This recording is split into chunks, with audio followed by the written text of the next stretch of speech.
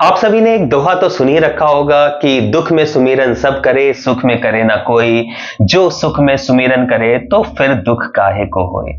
तो आज हम लोग इस वीडियो में ये दोहे का अर्थ समझने वाले हैं, जो मैं एक एग्जाम्पल के थ्रू समझाने वाला हूं हर एक इंसान को, और जो स्टूडेंट्स लाइफ है उनके लिए भी ये बहुत ही इंपॉर्टेंट है। तो समझेंगे हम लोग इसमें बोला क्या गया है। इसमें कहा गया है कि दुख में सभी सुमिरन करते हैं। दैट मीन्स कि दुख जब होते हैं तो सारे लोग क्या करते हैं, ईश्वर को याद करते हैं, भगवान को याद करते हैं, ऊपर वाले को याद करते हैं कि हे भगवान, ये मेरे साथ क्या हो गया, और बहुत ही संभल कर फूक फूक कर कदम रखते हैं।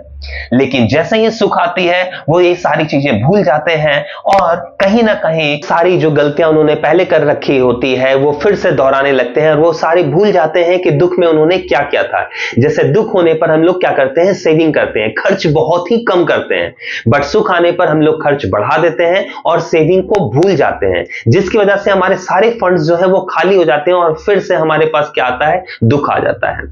जैसे एक स्टूडेंट लाइफ को भी मैं रिलेट करना चाहूंगा कि एक स्टूडेंट्स जब दुख में सुमिरन सब करे, जब एग्जाम आती है तो वो बहुत ही दुखी होता है और कहता है कि भगवान इस बार बचा लो, नेक्स्ट टाइम से मैं बहुत ही ध्यान से पढ़ूंगा। लेकिन जैसे ही एग्जाम पास आउट हो जाता है और वो फिर से नेक्स्ट ईयर या नेक्स्ट क्लासेस में जाती है, तो फिर से वो वही चीजें दोहराता है जो उसने पहले दोहराए थे। अगर वो इन बातों को याद रखे जो उनके दुख हुई थी, अगर उन बातों को याद रखे कि लास्ट एग्जाम के टाइम पर मुझे क्या दुख हुआ था, मुझे क्या परेशानियां आई थी, अगर वो ही सारी चीजें वो स्टार्टिंग से करे, मतलब लास्ट टाइम पे जो आपने रिवीजन कर रखा था, लास्ट टाइम पे जो आपने पढ़ रखा था, लास्ट टाइम पे आपने जो 2-2 घंटे 5-5 घंटे मेहनत किए थे, अगर आप स्टार्टिंग से 1-1 घंटे ही मेहनत करोगे ना, तो लास्ट में फिर दुख नहीं होगा। दैट्स व्हाई ये कहते हैं कि दुख में सुमिरन सब करे, सुख में करे ना कोई। जो सुख में सुमिरन करे तो फिर दुख काहे को होए। भाई, अगर आप सुख में ही फूक फूक कर कदम रखोगे तो दुख कभी भी नहीं आने वाले। इसलिए